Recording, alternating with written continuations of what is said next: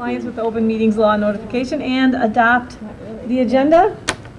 With no objections, the agenda is adopted. And let's start with the pledge to the flag. Pledge allegiance to the flag of the United States of America and to the republic for which it stands, one nation, under God, indivisible, with liberty and justice for all. Next up, we have comments. It looks pretty. I have to stay tall. Comments from the audience regarding items below or items for future consideration. Persons addressing the board are asked to state their name and address for the record, and their comments may be limited to only one time and 5 minutes. The board may limit your comments for time purposes, or if it is a repeat of a previous comment. Would anyone like to address the board on an agenda item? Would anyone like to address the board? Seeing none, we'll move to item number 4, reports. And we'll start with committee reports. I do believe we have one from We do. We have 2 policies coming in front of the board today for first readings. We have finished our first level 1. Yep, level 1. From the WSAB quick reference. So we're doing good. We should have a meeting sometime later this month. Fabulous, thank you. Was there any facility and finance committee report? No, Just that there's the next meeting? We're going to have one next board meeting. We have a meeting on the 15th here in the boardroom at 6:30, and we're looking forward to a lively discussion as always. Okay, thank you. Next, we have no other committees, Well, I right? should probably make a note. We should talk about the what's my committee? Legislative committee. Radar Still board. getting over that soccer loss. Okay. And at the end of last meeting, Luann had mentioned maybe we should try to put together, or if anybody thought that they might have a resolution that they wanted to submit to WASB for consideration. We're kind of too late to do that. They are due September 15th, so we would have needed to discuss it tonight, and we really don't have another meeting. However, if there was something that somebody really wanted, we could call a special meeting if somebody, had something that they wanted us to consider and quickly put together before the 15th, but we would have to go do a special meeting. All right, So if somebody so- has something, let us know at the end here tonight. Eileen, no. Fabulous, okay. Crisis management training and, superintendent's report? All Dr. right. Holtz. First of all, I'd like to point out how well the administrative team gets together. They all sit, there's chairs all over the place, and they all sit in one group, except for, we'll talk about Chris later. There's always one. Rebel. The weeks leading up to school and the first week of school are always like the most enjoyable part of the year. We had our first home football game of the season before school was even in session. And I noticed Dave got some nice pictures this last time, but I have to give credit to Mike Siebert and Jackie Winter for those. that rainbow was awesome. That was cool. But we actually had our own Falcon flying back and forth from the pole across the field and back again. It was like we had paid someone to fly by with, but it was really kind of neat. I tried to get them with my phone, but it's hard. So the game was a beautiful venue. I was amazed how many kids showed up. The school hadn't even started yet, and it was packed with kids cheering on the supervisor, the teacher that was supervising the kids. So it was And the fun. theme for that one was what, nerds? Oh, nerds, yes. I like that one. I'm watching the kids walk in, I go, whoa, I'm back in the 50s again. So and then the ACT news came out, was our best ever, that anybody can find any evidence of. It was a goal that was set by the high school teachers and administration 4 years ago, and that was wonderful. And what was more impressive was over 70% of our kids took the test. When you read some of those articles on the ACT, they always say they look at the number of kids who participate. it's going to change completely next year because everybody's going to be taking it. So that'll be fun to see how we fit with that. The August Institute, huge event. It's in-service, planned by teachers, for teachers. Basically, it's 4 days of really intensive classes for our teachers. One of the big things is Dave will be doing a little presentation in a little bit, was the crisis management training. But that's kind of like an offshoot of our forward thinking because we had multiple jurisdictions all involved with trying to come up with what's the best preparedness training we can have to keep our kids safe, regardless of what school they go to. The one-to-one training kept Eric jumping and running, and it still is going on like that. The school forest, we closed up the August Institute with all the teachers went through school forest and looked at different presentations, and then they had a marshmallow roast where they could make s'mores and stuff, so that was fun. It was a hot and muggy first few days of school. Most of our classrooms have air conditioning, but I was in a few the day before it got really hot, and I was sweating like crazy. And so we did invest in some fans for our classes that didn't have AC, which helped so the kids could handle it and the teachers could keep moving in front of their kids in the classroom. The volleyball challenges with heat, humidity, and bugs, that's always this time of year too, because you open up the doors to cool it down and all the bugs and mosquitoes come in, and then someone pointed out that the floor was getting wet, sweating and stuff like that. Block party promotions at Farmers Market, special thanks to Dave, Mike Sievert, Cheryl Baker. It's like we have totally awesome employees and parent volunteers to promote events for our school district, and that deserves a shout out. So basically it was a great start to the year. One of the best things about working here is watching the kids when they come in for that first day at the different schools. So that's my report. Thank you. Next up under reports, we have item C, Crisis Management Training and Safety Report. I believe that would be you too. And David Goldman. So as Dr. Holtz mentioned, during August Institute, we did have our active shooter training, which I presented to you about a month ago when we were in the high school auditorium for a meeting. And I'm just going to give you a quick recap as to how things went. I'll kind of just walk you through some stuff and how things, I know some of you, I think Dr. Jones and Leanne, you were at the Monday presentation, and Dr. Jones, you came on Wednesday as well. Yep. So for those of you who didn't get a chance to see what our teachers saw, I'll give you a quick look at what we did. Again, on Monday, we invited the entire staff throughout the district to come to the auditorium where the Greenfield Police and Fire Department gave about a 2-hour presentation that talked about the importance of active shooter training. They did a bit of a recap of some of the most recent and most horrific tragedies that the country has seen. Really got everyone's attention, kind of got everyone understanding as to why we were doing such a training. They also answered some questions.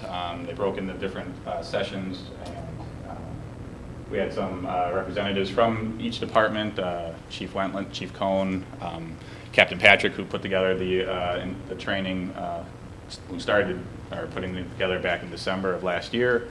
And then there's several other members of the police and fire department were all there as well. Like I said, we had hundreds of participants in the auditorium that day, and police and fire kind of gave a preview as to what was going to happen on Wednesday's training. And again, they gave an opportunity to speak to or ask them questions as to how certain scenarios would play out in our schools. Then Wednesday's training was obviously the meat and potatoes of the training. We were able to invite up to 180 of our staff members. Most of them were teachers, and they were divided into 3 classrooms in the high school science wing. They split into 3 classrooms, about 60 participants each. There they were accompanied by a trainer from the police department, the Greenfield Police Department, and the Greenfield Fire Department. And in those sessions, they were discussing they were first talking about what was going to happen and how things were going to play out, and they also talked about some of the actions that teachers could take if this were an actual event, or if an actual event were ever to happen here. Again, I just said that. Staff had a lot of opportunities to ask personalized questions, again, like what would happen if this happened in my room, what would happen if this happened in my school, or what would you suggest? This portion of the training was almost 4 hours long. We started at 8 in the morning and finished around noon, so there was ample time for teachers to get their questions asked and answered. Then we ran through the scenarios. This was during Wednesday's training. The police department had a shooter.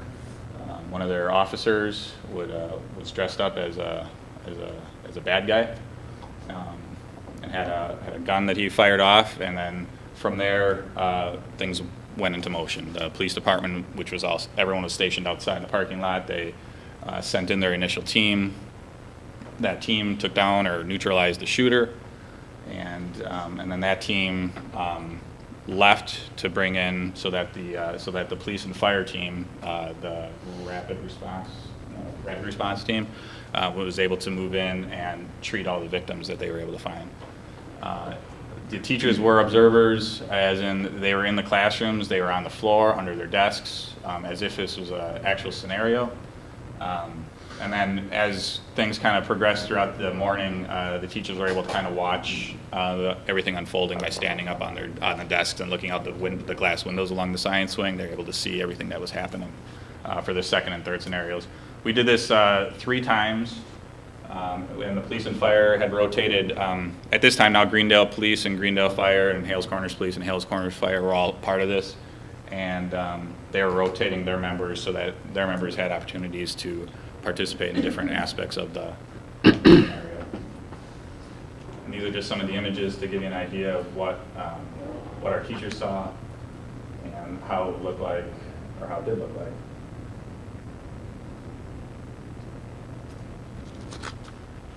And these are just another look at that was the bad guy running away from the good guy.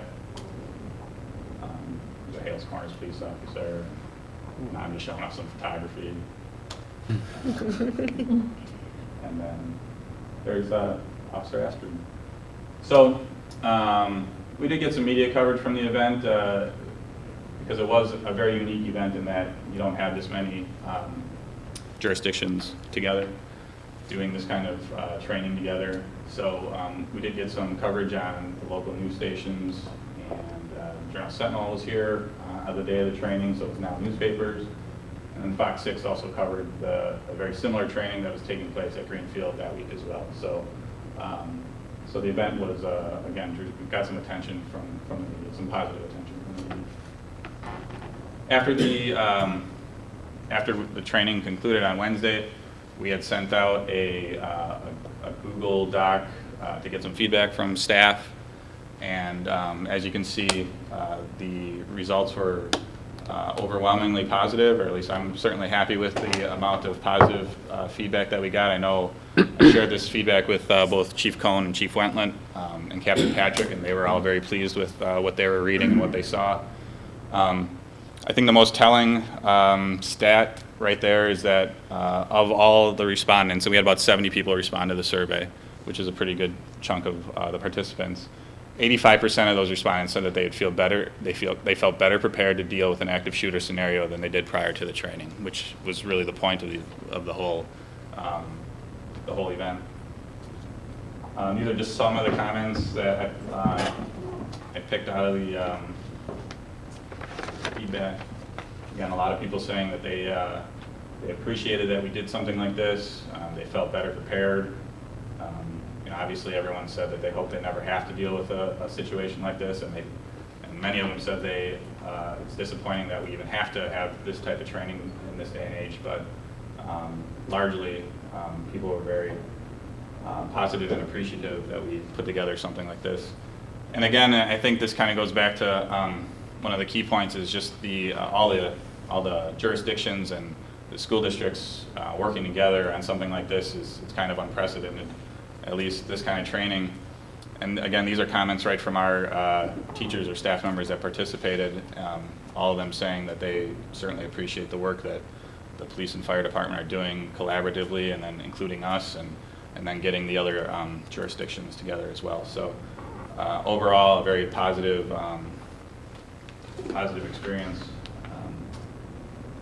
And do you have any questions? Hey, Dave, could you Yes. just briefly touch on for the board, there was some disappointment on some staff members for not being able to participate. Sure. Review that a little bit. Yeah, so there was, we did get some negative feedback as well. And one of the biggest things was on Wednesday's training was limited to about 180 people. It was actually limited to about 150 people at first, but we pushed that number to 180. That was a number set by the police department.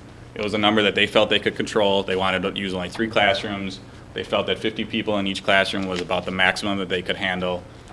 That was 2 trainers, or that would have been 6 total trainers from both fire and police. So that was a number that we had been provided, and we pushed back a little bit and got it up to 180. They were a little surprised the morning of when I said we were going to have 60 plus people in each room. It worked out fine. But some of the staff members who were invited on Monday to the presentation voiced their opinion, voiced their disappointment, I should say, that they weren't included in Wednesday's training. Again, had been explained it was just a logistical situation. Some of the other, if you want to call it negative feedback, some teachers or whomever they were, staff members, wish that we had more specific training to each school, that sort of thing. I think if anything, it raised a lot of good points, and if we continue to do training like this in the future, we have some more specific ideas as to what teachers and staff members might be looking for. So. Questions? Anyone have questions? I do, because I got a letter from an upset parent just now, so I'll be glad to get copies for everybody about that very issue, that some staff members were not trained. So I guess, how do we address the safety issue then? If it's not through this active shooter training, are you planning? I thought there was more training coming. Yeah, at the last admin meeting, we talked about it a little bit. Both our elementary schools are in Hales Corners, and every year the chief comes and meets with the principal, and I've sat in on a few. I think the last one was at HCE with Chief Sarah, and we talk about things specific to the building. And then the employees are trained as to what is expected of them as far as, every employee. We do need to do a better job, I think, with, sorry about that, front office, if at all possible. Because that's usually a main entry point, especially with somebody from outside the school, family. So, yeah, unfortunately, everybody that wanted it got the training on Monday, and the explanation of what was expected of the people and what the police and fire department would do as far as clearing the rooms, which is a big change. It used to be the fire department would sit out until the police department said it was clear. Now it's more like the military, where the paramedics are going in with the officers, and they're protected by the officers so they can do the triage and all that kind of stuff. And everybody had that opportunity to hear it. What they didn't get to do is actually see it. Okay. All right, well, it was sad that we have to do this. I have to admit, when I was there, it was sort of sad. But the reality is we do, and I really appreciate our thanks to the municipalities that participated in the multi-school. That was great. So thank you very much. Second half of this report coming up by Jackie.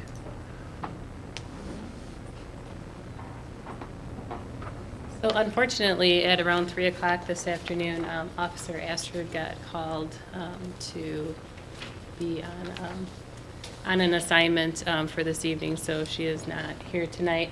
But what we did do was go through and we took a look and trying to just familiarize everyone with kind of what, why we have a school resource officer and what the mission and the partnership is between the police department and the school district. So really, the purpose of it is to facilitate the information sharing and collaboration between the police department and the schools. Anytime that we have anything that may lead to an arrest or a ticket, anything like that, we do try and partner together with them in terms of talking to students, talking with parents, and holding those meetings together. So I think that we've had one ever since I started at the high school, but there really are a lot of benefits to that, the investigating, as well as looking at like school safety. Anytime that we have a drill, between things like that, the teachers have an opportunity to talk to her about concerns that they have. When we talk about the lockdown training, when we go through and we do a lockdown, we have people who are responsible for checking the rooms and giving feedback about noise, visibility of students, and that's another area where then she can go through and work with the teachers on identifying the safest spots in their classrooms. It gives them a second resource outside of us.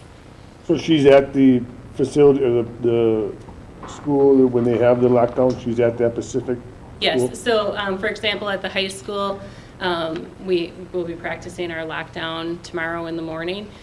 We have the school broken up into zones, and then I use office personnel as well as guidance counselors to help. They're each assigned to a zone so that we can go through and check the rooms as quickly as we can. So we check to make sure that doors are locked.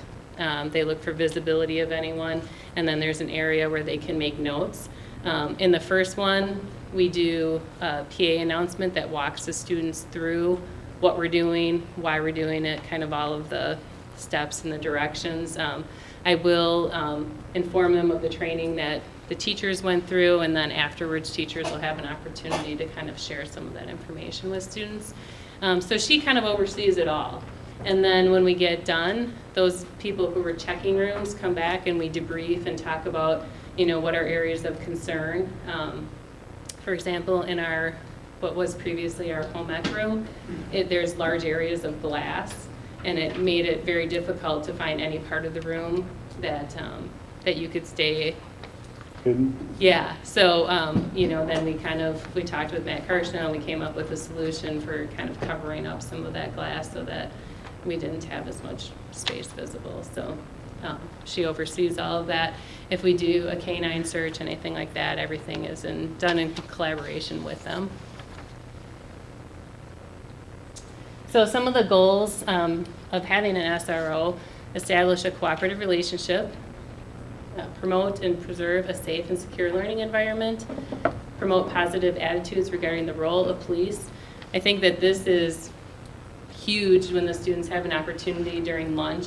You know, they can ask questions, and a lot of their questions are about, you know, career opportunities and where they can go for additional information. We have had students who were able to go and do tours of the police department. Many of our students have made connections with the fire department through our resource officers. And the same is true of parents. I haven't seen as much of it recently, but my first year, when we first had a resource officer, we had a lot of parents who would just call and ask questions about their own situations. You know, they had gotten a ticket, or, you know, you're just looking for, you know, details, you know, advice.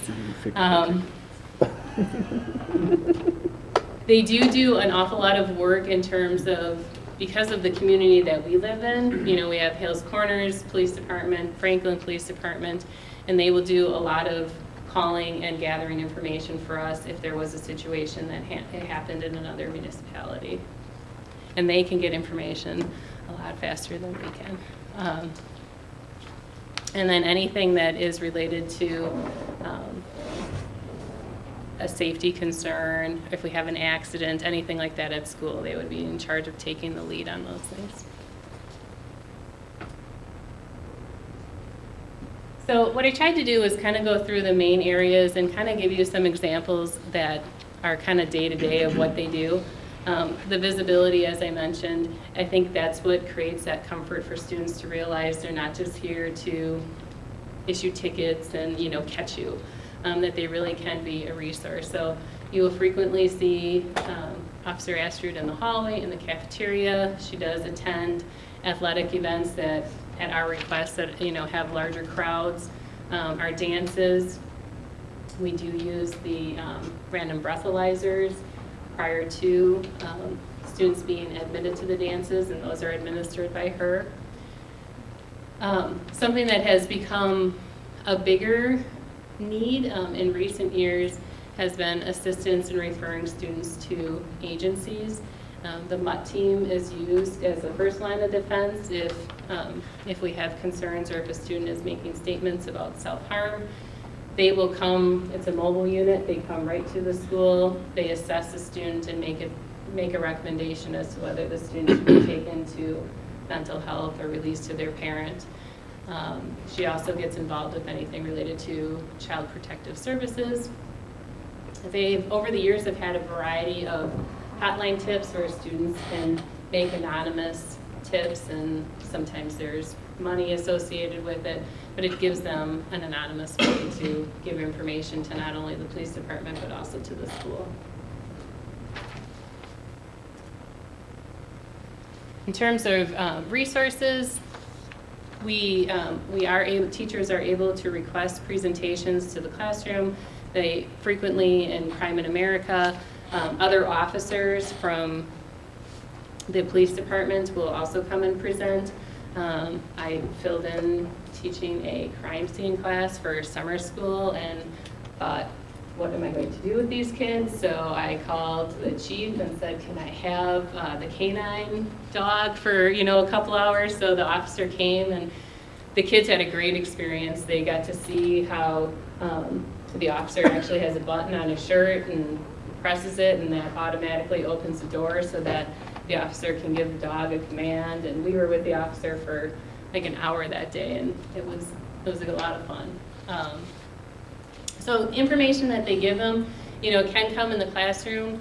Frequently usually they come in pairs seeking some information, but they can meet with her individually. We have information on drug and alcohol prevention, law-related things.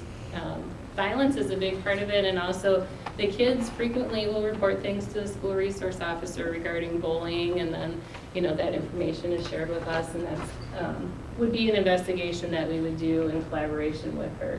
And then crime prevention. We do include her as a member of the high school leadership team. Basically, on a weekly basis, we talk about what happened in school that involved the officer, and we kind of debrief about how did we handle it, is there something that we could do better, did we share information adequately, and that was something that we implemented last year, and that has worked well for us to learn each other's styles better. And then also teaching students how they can avoid being a victim and really helping them to prevent things in the school. We used the line from the training with the kids in our presentation at Back to School Night, as well as the first day of school, just really trying to get them to think in their mind that if they see something, say something. And we really hope that they will come to any one of us or their teacher, guidance counselor, and communicate if they have concerns. And like we told them, it may add up to nothing, but we won't know until you come in and let us know. So that's kind of our goal, is really keeping those lines of communications open with them. And then obviously, probably, the positive and the negative is, completing investigations, and there are times that students do receive tickets. Frequently, disorderly conduct. Susie will issue our truancy tickets. She is involved in the court sessions, which occur once a month in conjunction with the Greenfield School District. We work with the city attorney there when students come in, and the judge as well. And I think that the truancy process works well. There's an opportunity for us after the ticket's issued to still make a recommendation that the student has shown improvement and that, we want to review it. If the student hasn't made improvement, the first thing that happens is their driver's license is revoked. There are fines associated. So most kids, when you kind of go through those things with them as you're kind of leading up to truancy, that helps to encourage them to be in school. And then communicating with the other law enforcement agencies, like I mentioned before. So, do you have any questions that I can answer? Questions? I've got one. Go ahead. If you have to call the, if you end up calling the MUT team or whatever, are they, I mean, is it somewhat discreet? I assume you don't have a big truck rolling up there, says MUT on it, and they, Yeah. oh, look, you know, Dumb and Dumber. Jimmy's going out to the MUT truck for help. I Yeah. mean, Generally, that can be fairly, you know, somebody's already has trouble, you know, and they don't need that, you know, aired out to the, no, the thing that they notice the most is if other squad cars are here or other emergency vehicles, that will spread like wild through the school. But if the MUT team is here, I've never had anybody ask me any questions I mean, is about it fairly discreet or? Yeah, they're generally, students have either, you know, self-reported themselves, possibly to a guidance counselor or to one of us. And other times, you know, their friends will come in and they have concerns. So, you know, we bring them and we have them in the office and Sure. they have a private room where they talk to the children that come to assess them. Because I know somebody would be less likely to self-report if they know the next thing is some big, you know, black and red truck that says MUT on it and some Yeah. people come out to, Yeah. that's why I asked. Thanks. Any other questions? Irene? I was just curious, maybe, will our resource officer be putting together any kind of like information presentation to the parents and students regarding some of the concerns that have been happening in the state regarding some of the different drugs that are out there? We have a presentation, and I don't know the date off the top of my head, but it is one of the parent forum topics, and we worked with a nonprofit organization last year that came in and did presentations to the health classes for all of the freshmen. They have a presentation that they do with students and parents together, and there's a session that's held for them together, and then they do 2 breakout sessions, and it happens to be a recovering addict, so he takes the students along with his sister and they give that perspective to them. And then the other half of the presentation is for the parents with the parent of the addict. So we have that scheduled for parent forum. We have had a little bit of communication with Greenfield about possibly doing something on a larger scale similar to what some of the other districts have done, but so far they haven't had any planning meetings. Raise a good point. The article about the heroin addict in one of the suburbs recently in the Journal Sentinel was quite Hudson. eye-opening about the seriousness of drugs and educating parents and students. Yeah, we have 2 that are set up for parent forum. One is on, will be specifically on drug awareness, heroin, and then the other one is with Detective Tweedy from the Greenfield Police Department, and he'll be doing a presentation just on kind of things you should be aware of as a parent with technology and the sexting and things like that. So those 2 are already on the calendar. So my questions would be around how often are we issuing tickets? How many incidents are happening in our schools? And if you don't have that tonight, maybe, oh, you do, great. And maybe, yeah. So for last year, in terms of citations that were issued, we had 129 that were issued throughout the school year. And like I said, those can be anything from disorderly conduct to truancy. So in terms of truancy, I mean, in those numbers could be a student who may have been issued a ticket on more than one occasion, because if they say they got a truancy ticket in October or November and didn't continue to improve on their attendance, they could have been issued a second citation. Battery could be included in there, which theft, damage to property, anything like that could have been a ticket that was issued. So I guess my follow-up question is how does that compare into past years, or maybe how Right. does that compare to Right. just, I mean, Trends. does this seem? When I looked at the previous year, the 12-13, in comparison to 13-14, it was interesting to look to see that there are certain times in the school year that definitely are a little bit higher, but then you could also look at certain months where the number was quite a bit higher, like last year in February, we had a much larger number. If you go back and you look at the actual incident that happened, we, had an incident that involved several students. So you had a variety of tickets that were issued.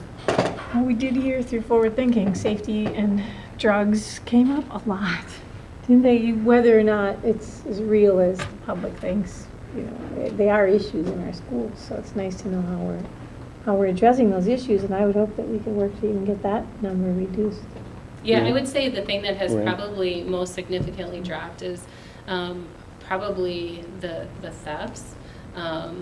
My first year at the high school, it seemed like every time I turned around, someone had, taken something that belonged to their peer. And we've had some really great resource officers over the year who were excellent at unraveling it. And, 3 months later, when you thought that phone or that, iPod was never going to be seen again, they uncovered it. And they've got good connections with, what are the places called where you sell your stuff? Pawn shops. Pawn shops. They have good relationships with them. Last year, Officer Astrid was able to work with them, and they were students of ours who were the victims, but it was people outside in the community who had actually stolen and then tried to use the pawn shop. But when the kids were reporting things to her, we talked to them about keeping track of their serial numbers and things like that, and so she was able to get to the pawn shop and let them know to be, looking out for some of these items. And, they weren't necessarily things that were taken at school, but the kids had come to her for assistance and she was able to help. What were the number of citations in 12-13? The reports, and I didn't have all the way back for the beginning of the school year, so I only have from January through June, and it was 73. And is that just a high school or district-wide? This is just the high school. High school and middle school is who she. And middle school, right. Okay, thank you. So my final question is, how do you know students are safe or that they feel safe? Don't we do surveys of some sort? Yep, you're going to see that later on in Okay, cool. one of our We'll goals. just But hold up. yes, there is a youth risk Oh, wait. survey. I thought so. That's as important to me as all these numbers. All right. I'm not seeing any more questions, so thank you very much, and express our disappointment. We would like to see our officer. We're sorry she couldn't be She was here. at the football game on I know, Friday. I do Probably see saw her. Oh, no, I see her out in the district, but we missed her. All right. Next up on the agenda, we have our staffing report, item D. 4D, staffing report update. Dr. Holtz, and I'm assuming, Staff replacement follow-up, that's you, Bill. Great. Basically, it's just, I don't have a whole lot of information for you other than what you got. But I would like to note that there's another staff request on my desk. So, it's an evolving thing. It goes and goes. maybe you could explain, I didn't quite understand the format here. In the beginning, there's numbers, and then at the end, it was pretty clear each year how many. Right? But maybe you could just brief us on what these beginning numbers, I didn't get it. I reviewed the last, there were numbers up front here, Right? and then there's numbers at the, on. Okay. That's more specific, what we were looking for on. Basically, what I did second. was I broke it out by reasons people left. That's what I thought maybe you were doing. Okay, From the and very beginning, yeah. it was all about their. it's all reasons. Okay, who was there and why they left. And I didn't have that information going back as far as, got it. okay. So I'm not sure what it is you want from me. That's all I needed to know. I was just double checking on that. Okay. So why don't you, for the viewing audience who doesn't get to read these, give us a brief summary of what's Well, in here. And tell us, what are you seeing? What I'm seeing is a constant trend. We're definitely under the average from what I've found of the number of teachers who leave the district to go to other districts. And I want to make sure that that's clear, okay? We had 12 replacements, but of those, we had 7 move up within our teaching ranks into different positions. We had 2, we had 1 that went up to an administrative position, a couple that went to the instructional coaches, some of the K-12 coordinators, they came from our own ranks. And so we didn't lose them, but it looks like the positions changed. So there's new people in their old positions, but they're still in the district. We had, of the 3 people that we lost to other districts, 2 of them were administrators. One moved from a part-time principal, a part-time assistant principal to a full-time position, and one went from an assistant principal to a principal's position. And we lost a teacher to another district that's very close to her own house and a considerable raise. So when you look around the districts around us, you see, in some cases, dozens of teachers leaving the district to go to other districts that may be contiguous to those districts. We don't see that. And I think that speaks very highly for the district. Okay, so what questions? Nancy? I think it would be helpful for me, Joel, if you may turn this into a percentage so that we have a Sure. turnover rate. Because with all these numbers, and then you would not count people who are leaving one position and going to a different Right. position. You would just be counting the people that left the district. Okay, And so I think that would show this better, okay. and I think it would be pretty low, actually. It is very low. I mean, you look at West Allis and Tosa, they lost dozens from what I understand. Franklin didn't lose many, Greendale didn't lose many. We lost less than anybody else if you use the numbers the way I did. And I think it's a legitimate use. So, but I'll be glad to turn it into percentages. Sure, And then you can just keep track of that year after year and see. absolutely. Yeah. Other questions? Great follow-up. And I appreciate what you did here as a good response to what we asked of you last time.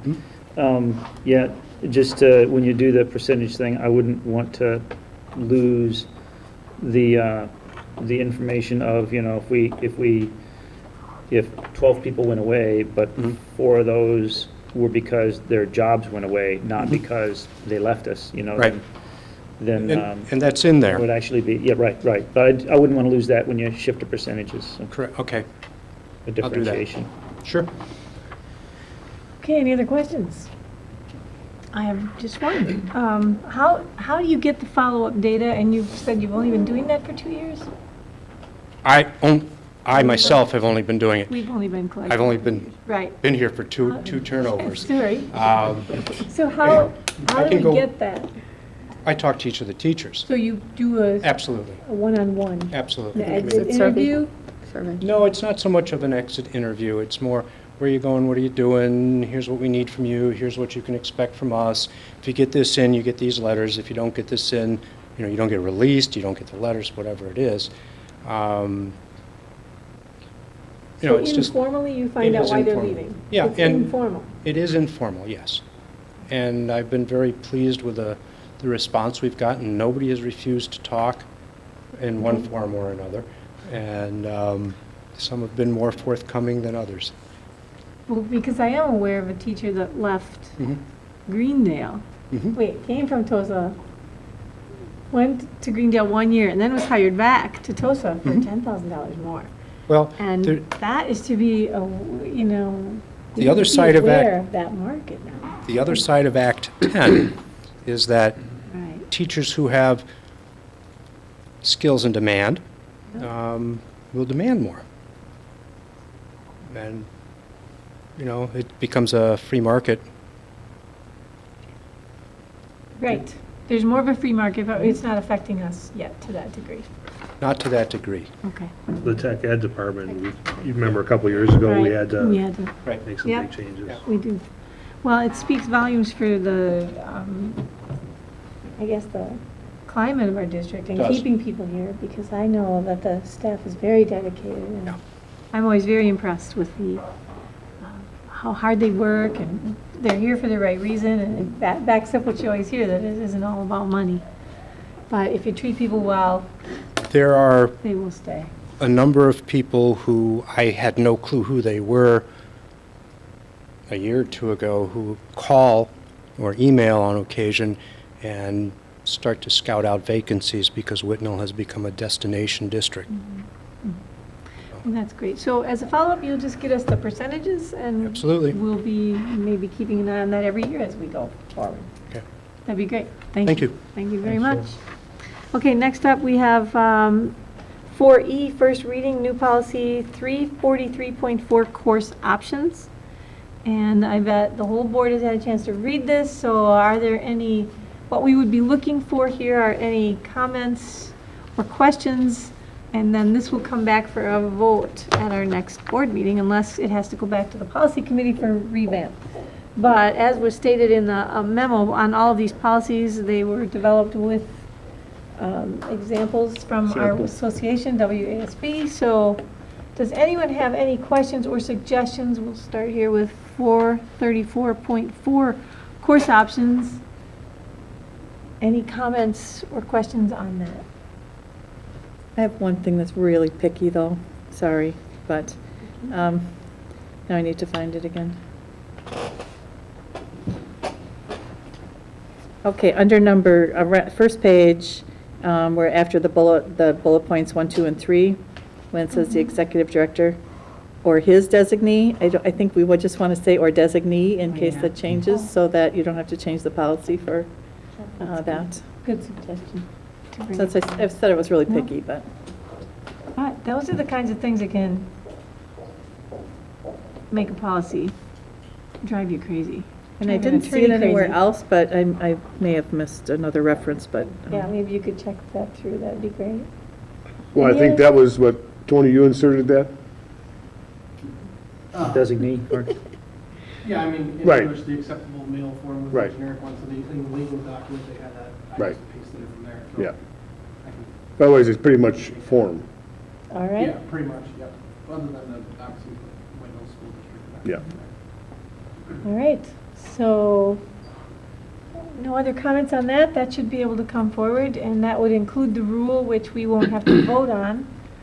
We will vote on just the policy. The rule is the administration's procedures for carrying it out. All right.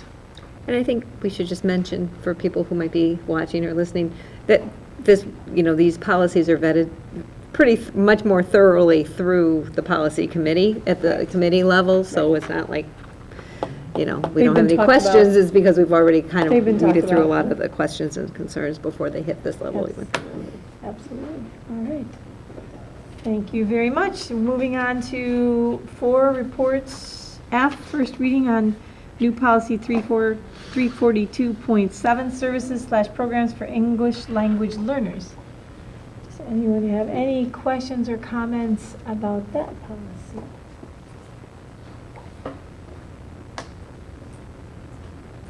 Seeing none, we'll bring that forward as well for a vote at the next meeting. Okay, item 5, old business. A, discuss and take possible action on district goals. Dr. Holtz, would you like to show us your Hey, stuff? everybody received a copy of the SMART goals that Kathy sent out. The last page of the packet is just, that's old, that's what we had before we had the data workshop a couple weeks ago. So, goal number 1 is in front of you. Goal number 1 is the biggest, because that has to do with the academic achievement. And when Where is that? this is Yeah, what I don't. When did you get, we didn't get it. Copies. Nobody got it. Yep, You were supposed to I have them ready for us here tonight, I think, is what we thought. I have the goals, but I don't have any of the, Right. We we didn't get don't any of have that? the SMART part. this here. No, we didn't get it. don't have it. I thought I sent it to him, I'll make copies. I was going to say, did I miss something here? Yes. Mad dashedly searching. Okay, while right. she's getting that, While she's doing that, let let's me- back up and talk about what was in the board packet. That'd be great. And what was in the board packet was the, oops, no, I lost it, hold on. I like how this is all one package now. And it includes our strategic plan, which has been going on for 4 or 5 years, and thanks to all of you who helped put that together. This year, I know we are making sure that it's visible and easy to see that we've aligned our goals from starting with our belief statements, our strategies that we were developed several years ago with lots of the community involvement, and how much that aligned with then the 3 priority areas that we heard in forward thinking. The reason that we have a 4th goal, though, it goes back to responsible fiscal management of our strategic plan. And what we realized is that we are working on some fiscal issues, particularly around facilities. And that is, again, why we added the fourth one. But actually, several of these other forward-thinking priority areas also fall under item 4, because, for example, safety and learning environments were things that we heard from our community were important goals for our district. So, did I say enough? Did a good job there. Did I say your whole thing? Yeah. I'm sorry. No, that's perfect. You go ahead then with It's always what better to we're hear it handing come out. from somebody From else. somebody who didn't? Yeah, okay. All right, and one of the things when Luann and I were talking a little bit about this is, way before I got here, this, and most of these administrators are here before I was here, they were trained quite extensively in the DeFore model and professional learning communities, and a big part of that is how to write SMART goals from an educational point of view. And they went to, the district invested thousands of dollars to send them to Lincolnshire, Illinois, which is like the hub of all of that. And so they took, and then what happened in the past is each strategy would have been like a goal, and the one or two administrators would be assigned to that goal to write the SMART goal for that strategy. Well, in this case, we had the goals, we vetted them through several workshops with the board, and then the board said these are things that we'd like for measurements for some of the goals you suggested. Goal number 1 is the lengthiest, the longest one, mostly because we want to say this is how it's going to be addressed at each one of the levels. So the first goal, for those who are in the listening audience, is that the Whitnall School District ensures that each student is adequately prepared for college, career, and life by effectively collaborating with a variety of stakeholders, developing a teaching staff that consistently designs and delivers quality lessons and assessments aligned to state and or national standards, and monitoring student achievement and growth as demonstrated by the following goals. And now you put in the dates and the specifics. The district as a whole, by 2015, 100% of Whitnall's teaching staff will consistently design and deliver lessons and assessments aligned to the Common Core standards and college and career readiness standards as measured by anecdotal and summative supervision / evaluation documentation and the collection of Common Course grade level syllabi outcomes, assessment rubrics, and student achievement data. By the end of 2014-15, 100% of Whitnall teachers will develop grade level / departmental common assessments directly aligning to CCS Common Core standards, NGSS, state standards as evidenced by the common assessments, rubrics, and meaning artifacts. So it really lists all the measurements that go along with the goal. The high schools specifically, they have a specific number. 95% of students in grade 9 will earn a minimum of 6 credits in order to make a satisfactory progress towards high school graduation requirements as measured by their high school transcript in June 2015. If you remember at our last workshop, you talked about 100% of our kids graduating, and we talked about how that's not a it's not a challenge that is really achievable, because our special ed students have the opportunity to be here through age 21, and they only count, the state only counts if you graduate in 4 years. And so, we've been talking about it at the admin team meetings, and it just wouldn't be right to try to do something with that wouldn't match with that. So, Jackie, I think you were the one that promoted that. The reason for the 95% earn a minimum of 6 credits is it shows that they're on track for graduation, correct? Well, and if you look at any of the research, the significance of doing well your freshman year and transitioning them is very important. In fact, we have an entire committee that has been working on it for about 2 years, looking at, what do we do on the first day of school? How can we make them feel comfortable in their setting, connecting them with their peers, with older mentors, as well as with their teachers. Our freshman teachers will have their own PLC this year, and they're going to be meeting twice a month. One meeting will be specifically where they'll be identifying students who are struggling in classes, and then meeting with the other teachers who have those students and coming up with plans and sharing ideas. And the second meeting is specifically around the expectations that they have set for themselves as teachers, specifically around things that they feel that they need to do to adequately prepare the kids. And one of the challenges with that is, frequently you set these high expectations, but you don't do anything to hold each other accountable for it. And last year, the team spent a lot of time visiting each other's classrooms, and that was their proposal, was that they wanted to designate, one meeting time a month where they would actually talk about, are you doing this? We all agreed that we would use, Google Calendar because we're all doing it, but it's the one that comes to mind. But, so someone says, I'm not doing it, and then they can kind of brainstorm and, why isn't, when you don't do that, it changes how the kids react in the classroom, and they can share success stories. So if we feel like if we can get them going and get them bought into high school during that freshman year, that we'll be well on our way. Can you tell me what the percentage was for 13-14 of ninth graders earning 6 credits? Well, the percentage over the last 3 years is right around 92.5% to 93%. Okay, so you're looking to increase it. Yes. Okay. I have a question for the board. Do we want to get through the whole presentation and save our questions for the end? 'Cause, I had some questions on the first one too, or do you want to interject questions as we go? I'm okay with either way, just which, I think I'd rather get through the whole presentation and then come back. Because I agree, because we may get questions answered during As the they go. presentation. and Okay, So just so keep we'll notes just- is what we'll I just suggest. wait. And All right, pass on if thanks. that's all right. All right.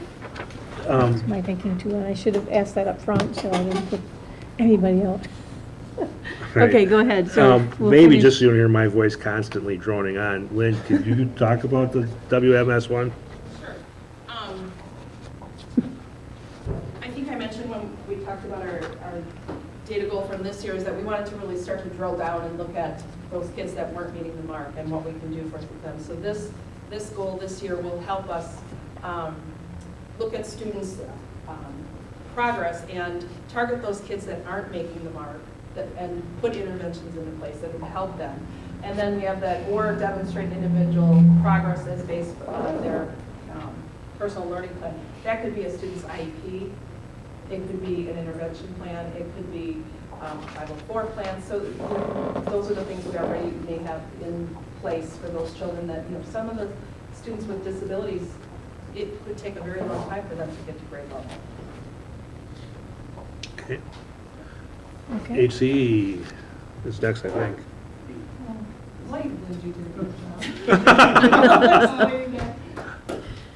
Pretty much it's the same. It's very similar, actually the same. Yeah, they are. Ha! Someone want to, well, Cut and paste. No, we didn't cut and paste. We decided this year, Just kidding. as an adjustment to the goal, that we were really going to focus on those kids that were below the 40th percentile. And that's a considerable number of students. Some of them are special education students. However, some of them have a difficulty just in reading or mathematics and are working with our interventionists. And some will be working with our classroom teachers who are targeted teach block that we have in our schedule. So a dedicated focus on those students who are below the 40th percentile, either an IEP or coming up with a plan to make sure that we are maximizing their ability to get to an efficient level, knowing that that's going to be in some cases, bad challenge. I think Lynn kind of just said a little bit of that, is that it statistically, or data will tell us, research tells us that for some kids, depending on how far delayed, how far behind they are, it could take more than a year. So we need to have plans and then carry those plans out beyond the school year. But it will be great to have our own data on how quickly we are able to help the students close the gap. okay. Okay, next. The Thank lead you. on goal number 2, is that the person who emailed it to me? Yeah, my computer is locked up, so All right. someone else. I can, who else worked on it with Yeah, you? that was Lynn and Apples can't lock up. If you guys don't have it in front of you, I'd be happy to go for it. Here. What, The Whitnall School District ensures that student learning and family and community engagement will be supported through the promotion of a positive district culture and effective communications as demonstrated by the following goals. By June 2015, we'll increase the number of community partnerships to enhance student educational experiences and expand citizenship opportunities by at least 25% as compared to opportunities offered in the 2013-14 school year. And by June 2015, we'll increase the number of in-district opportunities and explore community-wide opportunities for student volunteers to raise the percent of students involved in district volunteer programs by at least 25% as compared to the number of in-district opportunities as compared to the 2013-14 school year. Goal 3, I'll read that, but the people who worked on Goal 3, we just wave, that'd be cool. Okay. The parade wave, Lori, that was good. The Whitnall School District will provide safe and healthy schools to ensure the success of all students and accountability for all stakeholders. By June 2015, the Whitnall School District will have 100% of staff trained on the crisis plan and identify risk exposures. That kind of answers one of your questions from earlier, how we're going to get that. Action steps: effectively partner with groups and organizations within our community to ensure that we provide children with a safe and secure learning environment. Police and fire training drills, substance abuse awareness programs, and there's a question mark there, but we're sold on it. Complete the youth risk survey assessment. And that, I don't know how long it's been since you've had one, but if it's been a while, it'll at least give us a baseline so you can start, the board can look at it and go, ooh, we need to work on this area here or this area there. And it's very informative. I've used it in the past a lot. Can I just ask a little bit about, I think I know what this come is. back. Oh, yeah, that's right, I'm sorry. I'm gonna forget, okay, When yeah, was yeah, on you're here? you're right, I forgot, Thank yeah. you. Okay. And then goal number 4, make sure I got the right one here. Yes. By June 30th, 2015, the school board and administration in collaboration with the community approves a plan that addresses the deferred maintenance and upgrade of all Whitnall School District facilities that include energy, safety, security, and learning environments. Okay, so we'll go back now to goal 1 and address questions that you may have. How about the school district-wide goal? Does anyone have questions about that? I just have a really quick question. I don't know what NGSS stands for. Well, that takes care of mine. Tony, would you that? enlighten us? Next generation science standards. Thank you. That's You the one might- that uses it's what they call Common Core, they have all these acronyms that they decide not to keep standard. It's like our kids texting, BTW. Yeah, we know those, but we don't know these. That's right. Okay, so that would mean we're going to align our assessments to the Common Core standards, which are only math and language arts, and then to the science, the next generation science. 'Cause they're Or like it says, they're national standards. Right. Yeah. So like, for example, in physical education, there are state standards that our team looked at, and there are national Okay. standards. The national ones have been, sorry, the national standards have undergone some revisions and came out Okay. last year as a more, so they decided to go with the national ones, hoping that the states will eventually catch up Okay. versus the state ones. Or Any other goal questions? 1? Yeah, do you have some questions on it? Yeah. I do too. Go Well, ahead. I'd like, just what I asked Jackie is, what percentage are we at now? Oh, back up before we get down there, can I finish the district ones? I have a question on that, and then we can move. The district ones, while they're very good, are about teachers. Not that that's bad, that's great. We need to support our teachers. Our goal at the top says that we're making sure each student is adequately prepared for college and career. And I know this is a challenge for us. How do we set goals that are district-wide, So while I agree these are great goals and we're going to do these 2 things, I have no doubt in their ability to achieve that. As I looked at it tonight, and I've looked at this before, but you know, you get a blind spot sometimes, or you see something different as you read it again. There's still nothing district-wide that assures that each student is adequately prepared, and it's just something to think about for the future. I don't think we have data that really gets at the heart of that, do we? Or if you do, should that be what we would be as a board looking at? I think our individual school goals certainly are looking at addressing students and their progress. Yes, there. Okay, that was my question. So now, Quinn, moving on down. I guess I would like to know, as what Jackie gave me, the information that currently at 92 to 93%, and they're looking to go to 95%. Do we have that information for the middle school and the 2 elementaries? They're looking to go to 90%. Where are you at now? We are, middle school, I think we were at like 83%. Okay.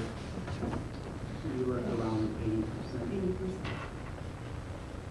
So those are some big jumps. Yeah. Okay.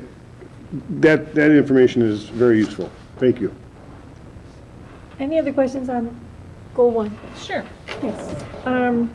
I think they're good. I think they're ambitious, but whenever this group is set an ambitious goal, they've usually met it. If not met it, went beyond. So I don't have any problems with how big a jump in some of those numbers are, because I have every confidence you're going to get there. What I want to know is, what do you need to get there? Because my concern is this, where we're not doing early release anymore, and where early release that at one time had been said that allows us for more intensive intervention discussions of how we're going to approach things, strategize. We talked about curriculum alignment, K-12, and using that planning time for those uses. That's not there anymore. And now we do have the 1 day a month, that's an entire day, but then too, that might be more the teacher effectiveness, it might be other topics that are certainly good. But when in your day are you going to find time to do these interventions? How are you going to pull that off at your different buildings? And what do you need from us to make it happen? That's my biggest concern in meeting these goals. Well, I think first of all, the days are strict. I mean, we've protected those days so that the teachers are focusing on these things and are working K-12. So that's the most important part. And I think I kind of went through a little bit about, kind of some of the structures that the high school has in place to kind of specifically focus on that freshman group and the transition.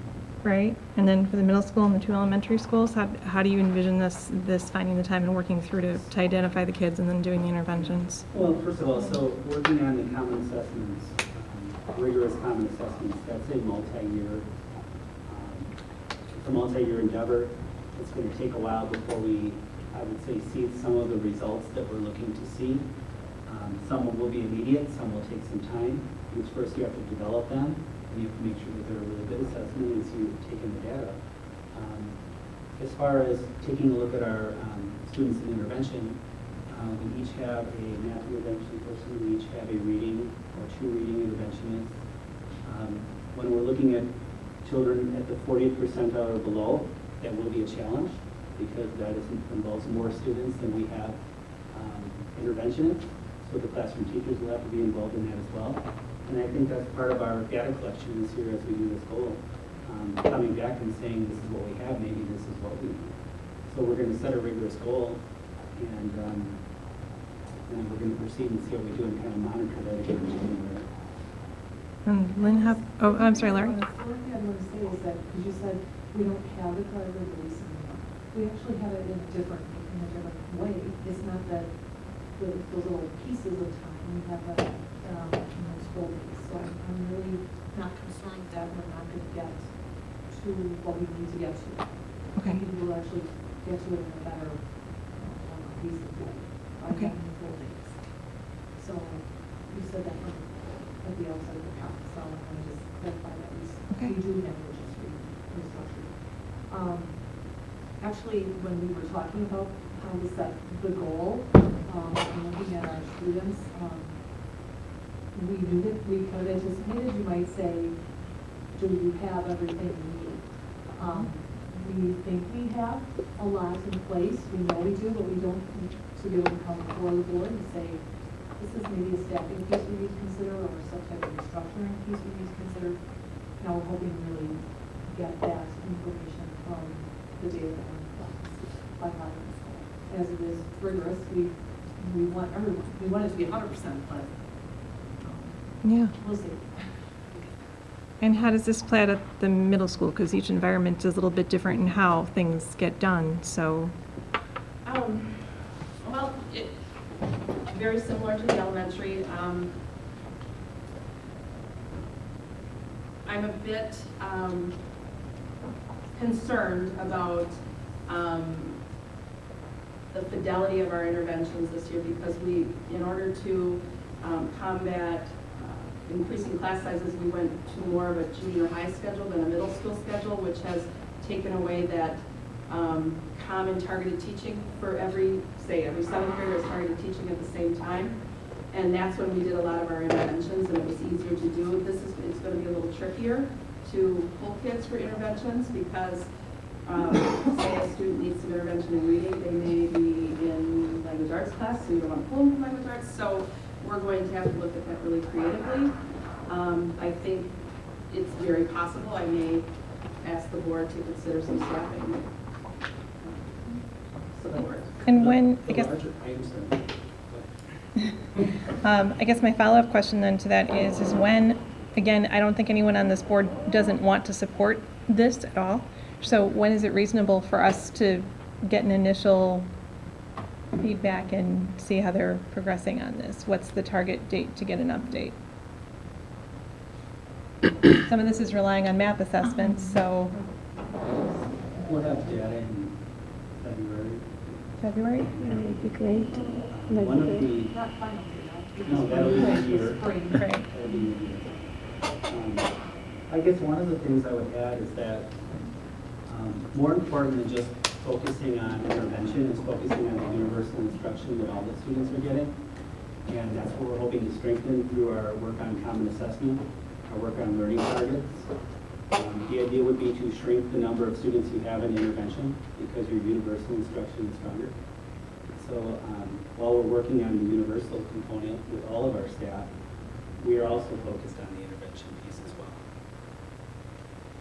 And that's what really led to that restructured time, because when we had the release time, there was no K-12 time, because it was at different times. And what we said was if we're going to advance students, we need to be aware of the continuum. So the whole day allows for us to really look K-12 and then also shift into grade levels, subject specific, whatever we need to do. It's much more flexible. Okay, so I'm hearing that there might be maybe some staffing needs. There might be, doesn't sound like much in the way of materials, so it's just a to be determined type of thing for some of this?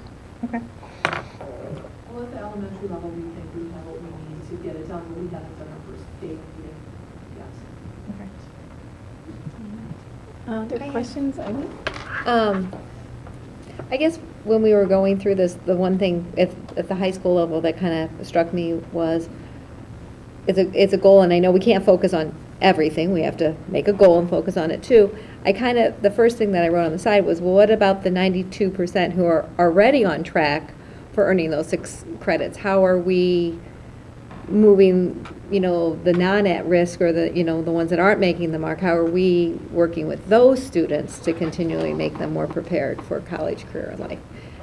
And I mean, I just kind of felt that goal, and maybe that will just be our goal for this year, but I'm just thinking that part of the equation wasn't really addressed for those other 92% of the students.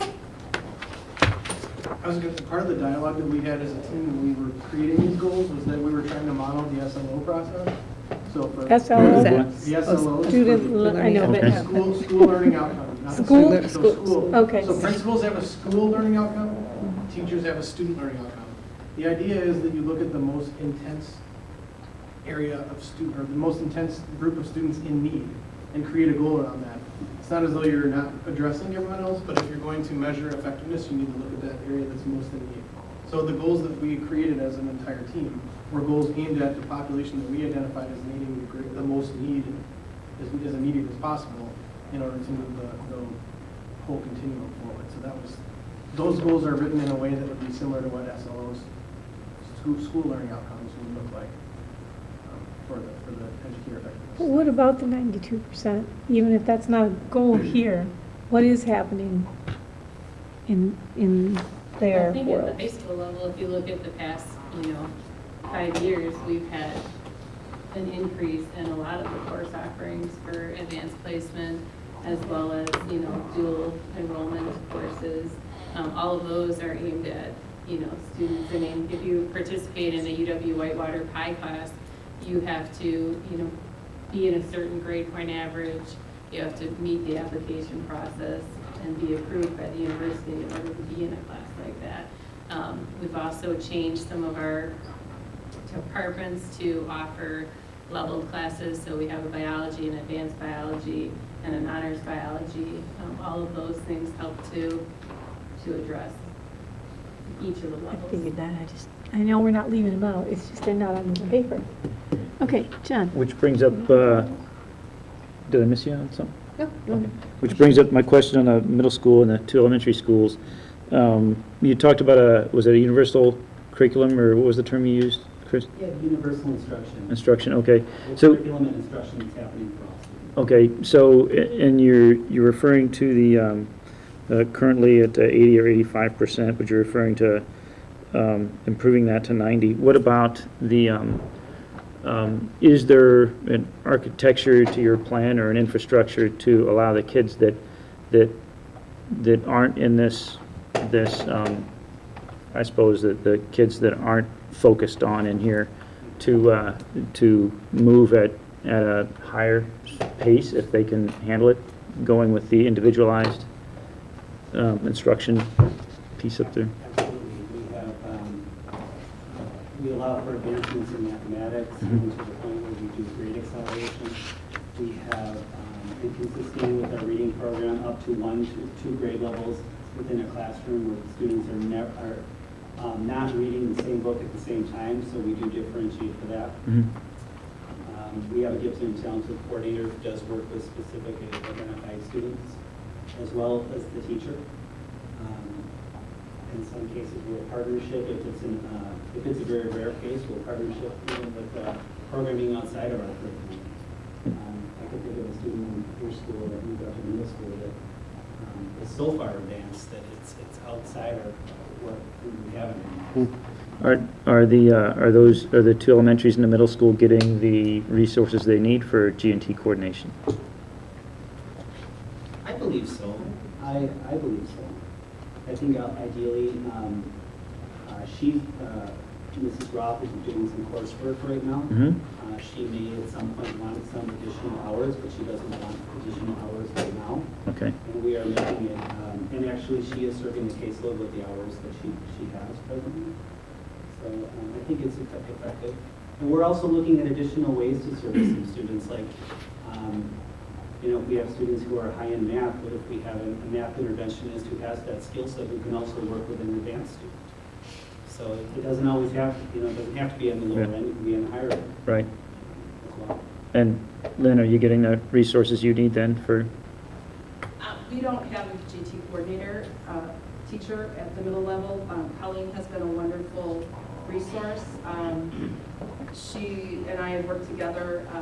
We currently have a student who is chronologically at 8th grade, but he's taking 3 high school courses, higher level high school courses, and he also does online learning.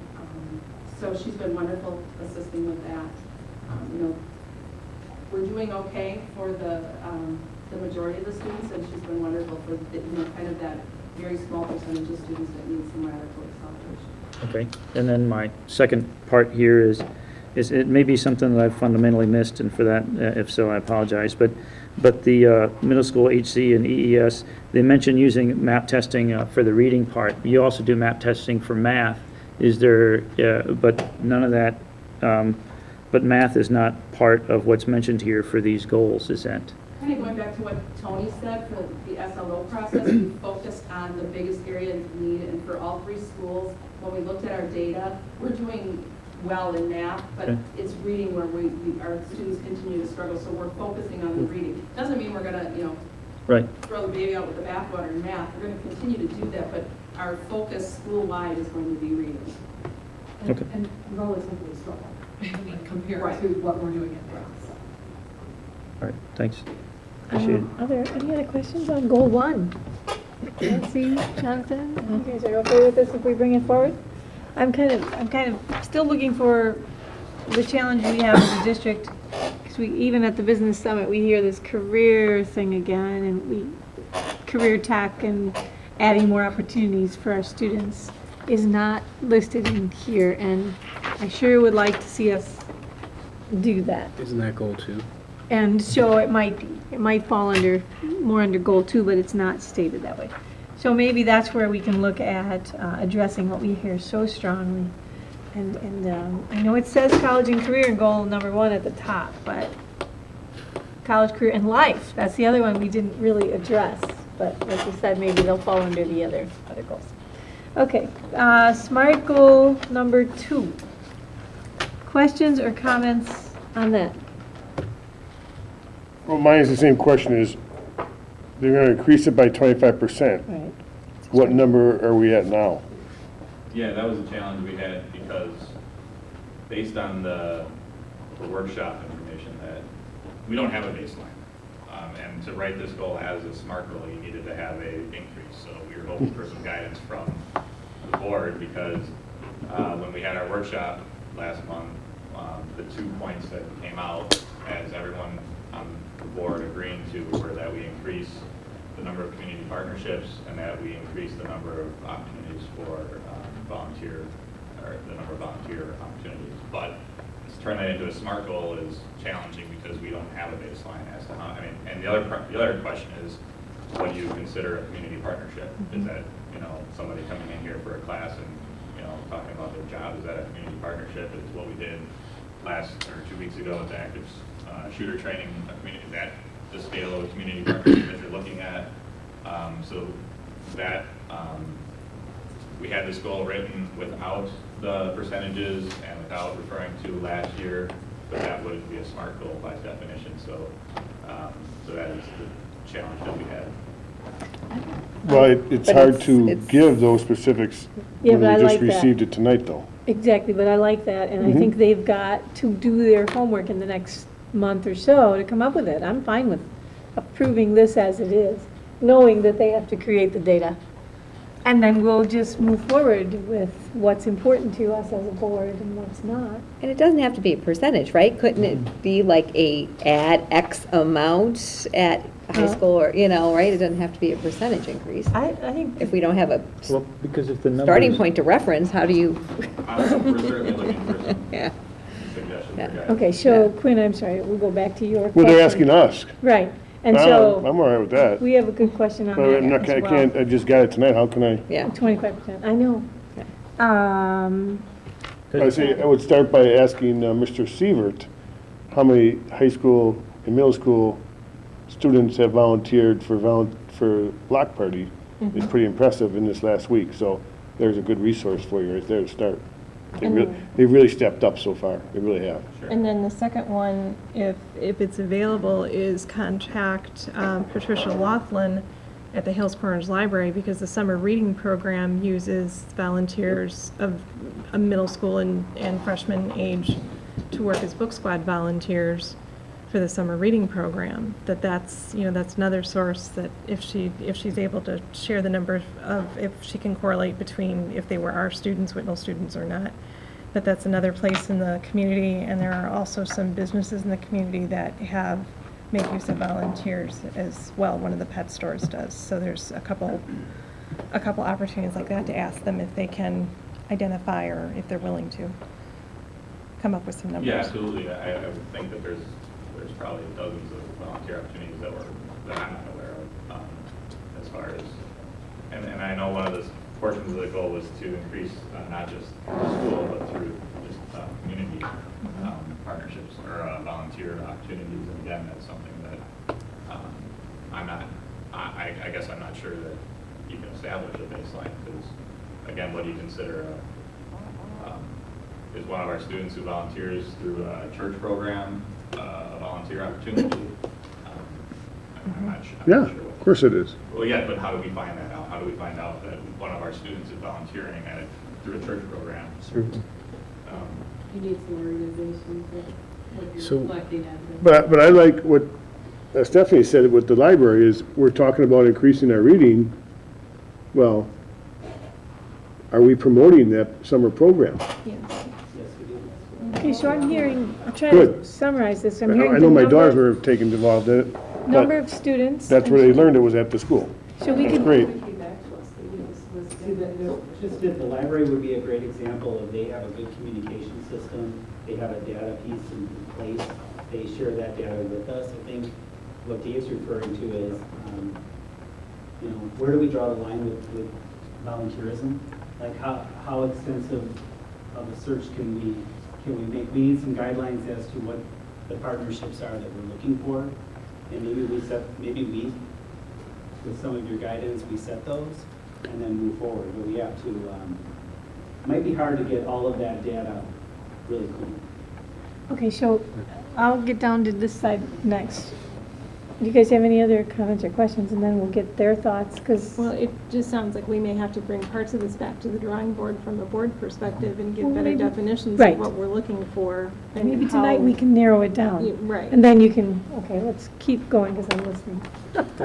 Jonathan? No, my suggestion was going to be if we just alter this, I know it may not be a specific SMART goal, but to between now and whenever it is, December, January, end of the year, to create an idea of what we consider volunteer, what we consider community partnership, get that built, so then we can gauge from January through May what we've actually what we've added on top of that. So we're creating a baseline, we're creating the parameters, we're working with you to do it over the next couple months, create the parameter, create the baseline, get there, and then say, okay, fine, from January to here, we added this much. And then it gives you a jump off point for next year to say we did this in this much time. So this way it's not on you in the next month to put together all these numbers and then try to finagle through it. We can do it in an efficient way that gives us intelligent data that we can use going forward.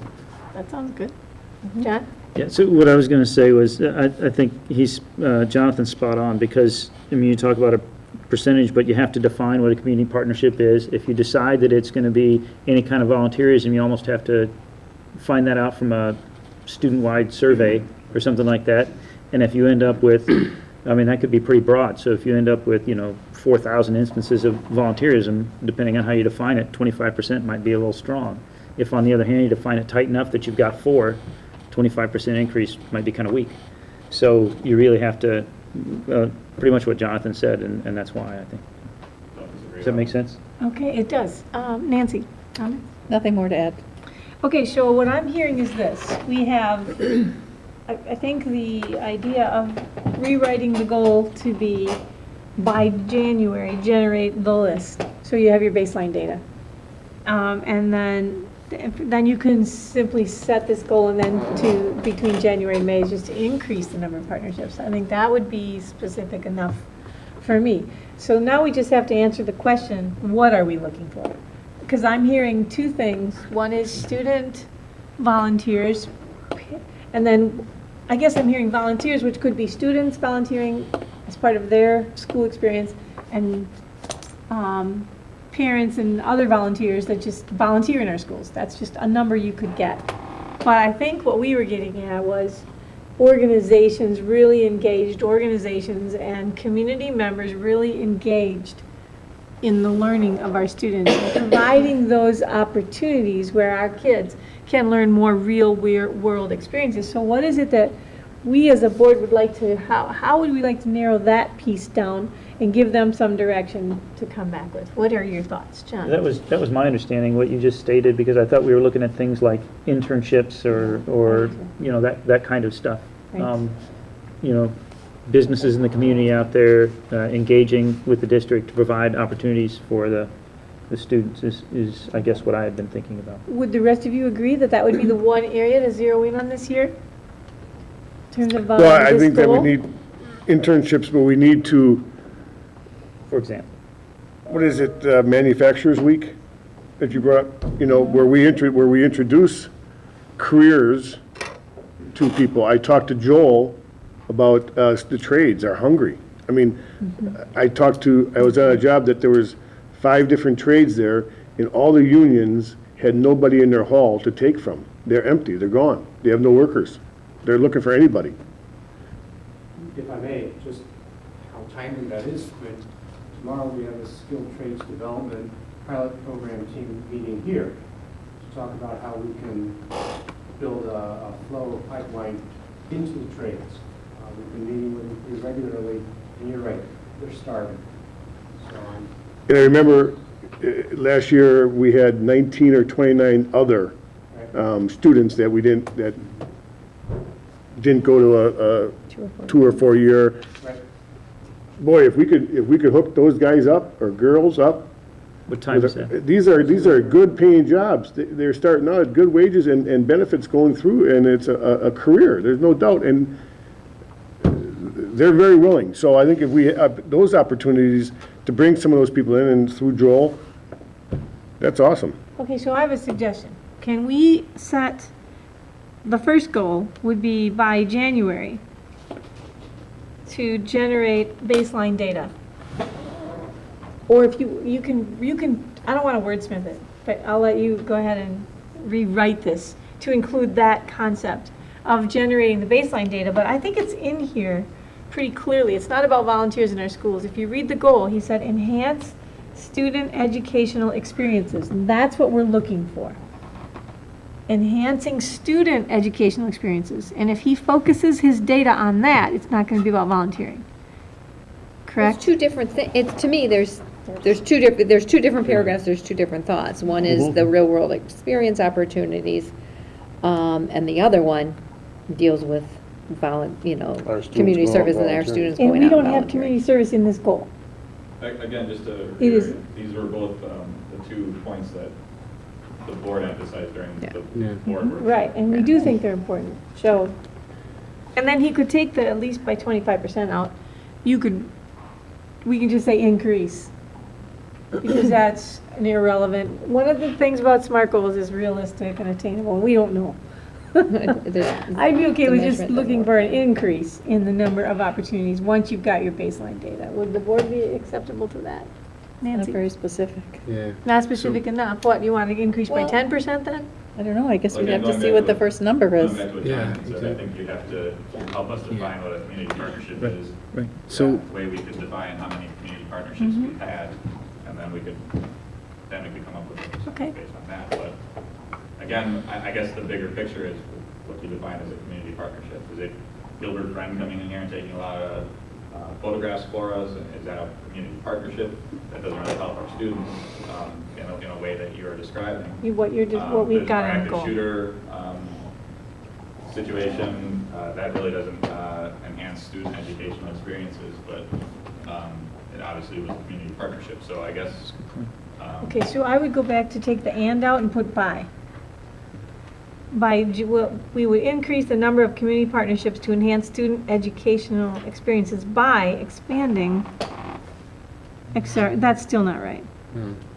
You could take that whole, we will increase student educational experiences, take that whole off, by expanding citizen opportunities and business. I'm sorry, Jonathan, do you have it? Is this, no, what I wanted to say is this something that we can discuss outside of right now to think through it instead of trying to Well, this is a hammer through it committee, now? this is our time to give them direction. This really is, yes. To be clear, you I haven't think- had enough time. I mean, No, just you got guys it. just saw this an hour ago. We can give them some direction and then we can move it We forward. did I just- don't know, know. next meeting, yeah, it doesn't have to be defined. I don't know how you give direction though, because we don't really know some of these things. Like, We wait and I, get the I think baseline? that it would be helpful if the admin team would put together a list of things that they think are community partnerships, and then we can say yes, no.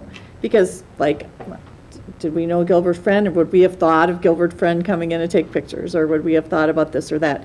They're the ones who know how the community volunteers and the community interaction more than we do. I think that's a great idea. Agreed, completely. Okay. And Sorry. I guess as far guys, as getting more work to direction, do. then, do we want to focus on the ones that enhance the student educational experience? Yes. Not necessarily like That's the, what you we're know. about. Yeah. Would that be okay, acceptable to the board then? We focus. Sure. At least give you that much direction. We're not looking just for the volunteers that come in and take pictures, but how do students, and I know Gilbert does some of those things. Don't we talk about photography and that as a Yeah, I was career? just throwing- That's what I mean. I don't want to single out. That's I all. don't want to single out Gilbert. He's He does great. work for the district. He's It wasn't- he's everywhere, yeah, it and we wasn't- need him, and we need him. Gilbert's a great man, he does great things for us. I was just throwing that out there. Got that, Gilbert? I didn't know where that fit in your definition. All right. And I just have one other thought for, I don't know who's developing this, but if this is going back to admin, if we are looking at the community service aspect. I have seen where in schools, maybe they would set a number of hours. So say, juniors, you're expected to do X amount of hours, and, either you're provided with options that are acceptable, options for you to achieve those hours, or you can come up with your own, and you just have to get them signed off on somebody, So it could be just say we want, or it could be we want all students, to do X amount of hours, and you report to us what you did. All right, so we're going to need more time on this. This will not be ready by the next board meeting. Can we just put this on again in a month or how long do you need? Should we wait a couple of months to get the baseline? No. A we month. could do it in a month. In a month. So in October, we could bring this goal number 2 back. But I think we could have dialogue I'm sorry, Lynn, I think we'd have dialogue in between, even if it's via email, to say, hey, this is what I'm finding so far, so that we're on the same page, and it's not just... We could put it on the agenda at the next meeting if you have something you want us to get feedback on. Because we can't do it through email. We have to do it in an open discussion. Always Yeah. schedule Unfortunately, we another could meeting. schedule another meeting if we needed to. I could? think that, yeah, it's gonna be- Or plenty. we're good. Okay, so we'll put it on the next one if we need to keep it moving forward. Under If old not, business. under old business again. So we can, The more general this is, the more difficult it's going to be to pull off. Exactly. Absolutely. The more, if we get a little bit more specific with some definition, it will be a lot easier. And we're trying to work off the board workshop and what you were looking for. So I think that dialogue is going to be really important, but it would be nice after we come up with that list, if we can kind of zero in on some things, because then you can write some specific action plans towards those. well, if I'm hearing it right, did we give you any more direction by saying it should be about enhancing students' educational career opportunities in the future? That would be goal number 1 here, or the number A. Right. Which would include... In other words, we're not just counting the number of organizations involved in our schools. We want to know the number of specific student opportunities where students are getting to connect with different careers and organizations, whether it be by them coming into our schools or sending our kids off to tour or internships. So for elementary, we could look at junior achievement. Absolutely. We could look at our Whitnall Summit, the number Right. of parents we come in talking about their jobs, things like that. Middle school would have their, is that what you're looking at? So, Sure. The ones that are currently in place. And even at the high school, the school resource officer, I think, can be counted in that community partnerships, because as Jackie told us, there are some kids that will approach her about career opportunities, whether it be with the police or the fire department. So you can certainly count that as well. and then I think the second goal is more around, I think that's student volunteers. That gets to the student volunteer community service kind of goal. So I think that one, did we get any clearer on that one? Like paragraph 2 of goal 2? Yeah, paragraph 2. Well, again, they need to It know doesn't how have to we be in define it. district. Yeah, and you'd have to do a survey or... What I heard was that you wanted us to come up with a list of the known volunteer opportunities that we present to our students. Yes, That we Falls do. into your definition of what a volunteer opportunity is. exactly. And how do we Let's know start how with many that. students are taking Advantage. advantage of those opportunities? I don't know if we have a measurement, but, so maybe this year the goal would be, well, let's establish a way to set a measurement, and maybe then set, Measures. like, set a goal, what, Absolutely. Establish a way to yeah, measure. establish, yeah. And then set a goal what we want, what we would like to see these students graduate from, When you graduate from Whitnall, it would be really great to put on your Well, that gets, your college That's transcript right. that we did. I did 200 hours of volunteer work when I went through the Whitnall School That goes District. back And these to- are examples of what I did. exactly. Because it's actually a two-part thing right there, really. You could think of it as the number of volunteer opportunities we're providing and the number of students taking advantage of the volunteer opportunities. Two different things that are obviously related, but those are probably both things that, if we track them, would mean something to us. But you have to start somewhere with figuring out, A, how to count it up And then, of course, then you can track them. Okay, Small things. small things. Well, we're about as clear as mud now, right? We'll keep working at it, you guys. Thank you so much. We'll bring this one back then in a month. Did we leave you guys with a mess, or did we? No, I think the admin team should be able to come up with the list that you suggested. And I don't know if we can get much further than that by the next meeting. That's fine. It might No, that's process. fine. Do what you can. Because even then, you guys will have to look at that list and then tell us if that falls into the right category or not. So I certainly in the next month, we can come up with those lists and we'd have that as a starting point for more time. All right, thank you so much. Okay, goal number 3. The school district will provide safe and healthy schools. Any questions or comments on that? Oh, I know. I did have a question on this. I had that youth risk survey. I think I'm familiar with what that survey is. And are there statistics as far as like how truthful the students are in answer? Because this is a survey that the students complete, right? Yeah. I mean, I feel like somewhere in the back of my head, I've heard something that sometimes students aren't necessarily truthful in answering, which I know we can't control, but I'm just, I'm just throwing that out there as, are there statistics? Do we know any thought behind that? So. Can look into it, though. So the goal under safety is really 100% of staff trained on the crisis plan, right? That's the only thing we're doing right now. And then when we get baseline data, again, on the youth risk survey, because certainly bullying and creating that kind of, safe environments for our students should be part of this goal. It should be. So, all right, good. The safe emotional environment, not just the, the other safety things. That's what I'm trying to get at. Okay. That survey usually targets like grade 10. There's multiple grades. All right. 3, 8, and...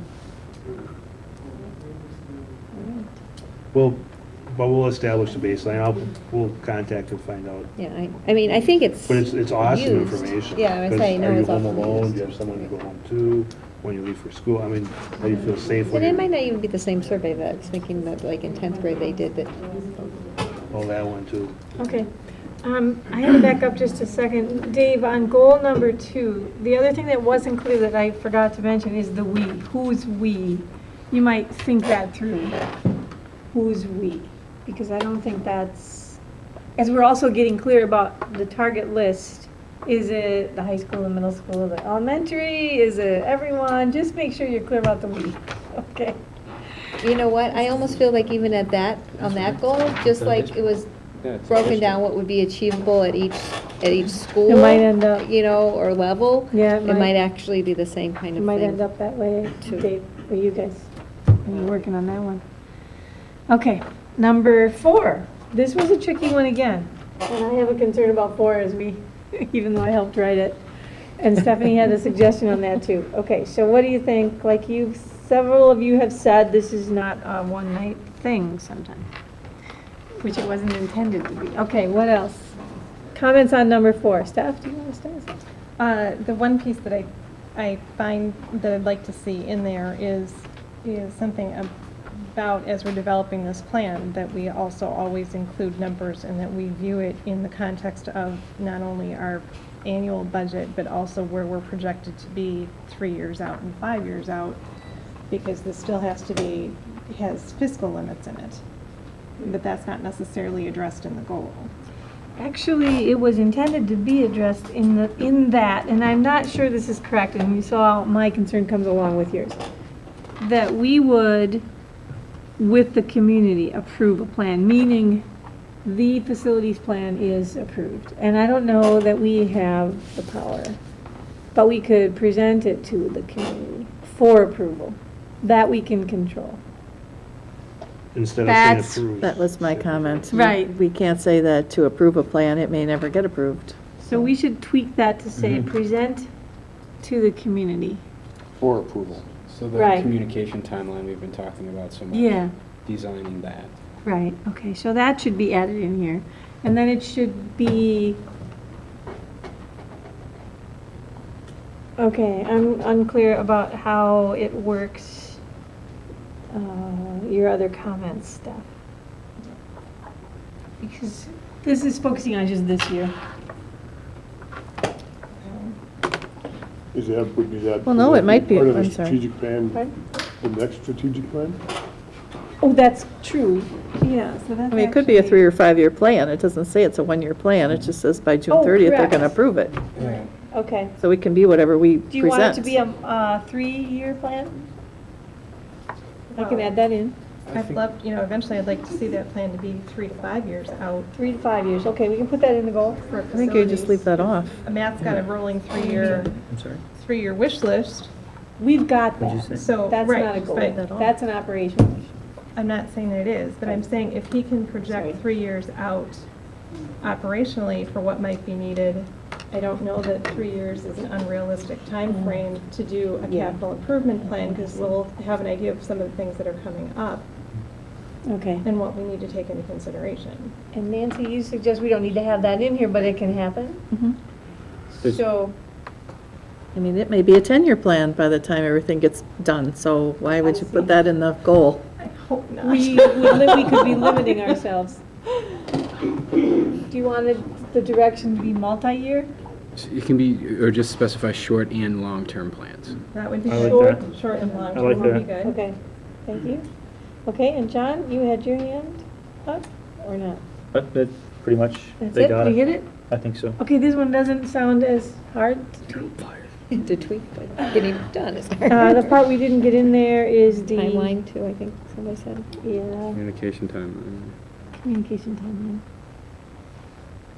So it would be then, instead of approves, prepares a plan that For addresses. plans, and presents it to the community. We're putting ourselves, right? Yep. Well, then, so then it should not be in collaboration with the community. Right, So that'll the change. school board and administration prepares a plan that addresses whatever, that, Right. and presents it to the community, but then you have to build in the communication timeline, and that is a mixture of short and long-term plans. Correct?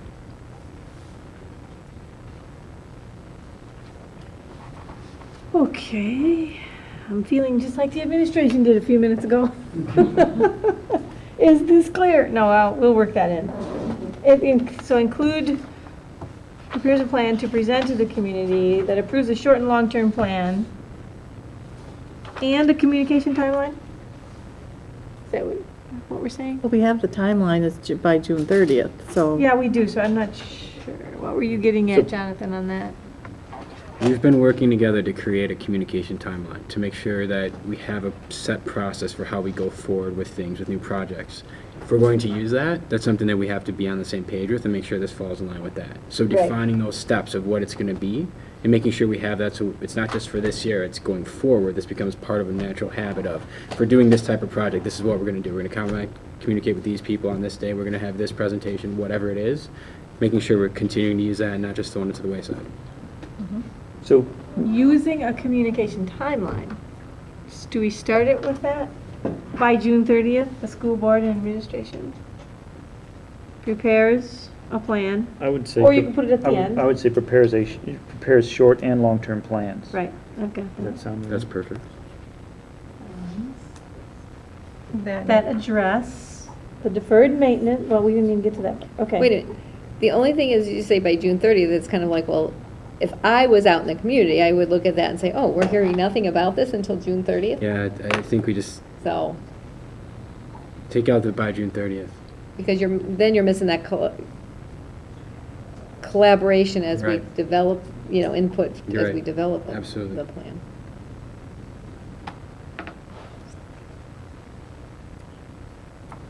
Nancy, if we take a date out, Well, this is our goals for 14, 15, It is. so it would be, we would have to have it done by the end of that Yeah, so we can school just year, take that out. otherwise it's So not leaving that a in one-year is goal. Have a good point. So, it has to be done by June 30th, right? and that's not to say that we can't have group meetings with the community members, to help create the plan, but, I mean, it would have to be presented by the end of June to everyone in the community. Now, is that something that's, if we're going to do a referendum, it's going to have to be something that's done during an election time, and Right. so then that would be April, and so, it's really wordsmithing here, the board administration in collaboration with the community develop a plan that addresses the needs, right? I mean, if we're going to work with them to develop a plan by June 30th? No. It was actually meant to be presented to the community by, Okay. not just And develop. then present. Develop and present. Again, we have some good ideas we can build off Yeah. of. We do. We can. We can wordsmith it later. I think I And then got come back to what it, you yeah. guys are all asking for here. Glenn? You're okay with that? Mhm. All right, everyone, that's it for tonight then, on this sheet. Thank you, administration, for your willingness to work with the board on these goals. Thank you to Flo and Kathy. We will bring this back then in another month. We're not going to approve parts of this, are we? We'll wait till October? Okay. Then we'll move along to comments from the school, item 6, comments from the school board regarding agenda items for future consideration. Are there any future consideration items? Seeing none, we'll move to board member announcements. I just had one. I meant to mention the last meeting. I was able to go to HCE for the PTO, new student, new parent, new family orientation night. And I think you said we had almost 3 times what we had last year. High school too. I mean, and HCE, it was just fantastic to see the amount of support, the amount of families, and the increase. It was fantastic. So I just wanted to say that it was they put a great event on, and the families were excited and engaged. It was fantastic. Super. Any other board member announcements? Block party. Block parties this Saturday from noon to 7, new location Falcon Field. Okay. And is it online, the sign-up sheet? Volunteer sign up. Right, so if anybody asked you can go right online on our website and sign up for a volunteer spot. And you don't have to be a great golfer, but join us right on October 4th for our golf outing. I can attest to that. And Yeah, any other announcements? As Dave mentioned, I attended the active shooter training, and I thought that I attended some of it, observed some of it, and I thought that they did a pretty good job, and it was not something that was easy to coordinate, so it was a nice job there in putting that together. I also know that some staff had some concerns, and that the folks putting it on immediately addressed those concerns, and everything went really well, I thought. So, good job through the whole thing. And really compliments to our administrators and our superintendent with the start of the new year. There are always a few glitches, which we were kept well informed of, and we know that you guys are solving all those problems. And, you know, we watch all these changes, and as I watch, like, the parking lot over there at our schools, all the changes we're trying to make, it's just great to see that we're moving forward. And thank you all for your hard work and your dedication, and thanks to all the teachers and the parents and all of our folks in the district, Matt, all of the good work.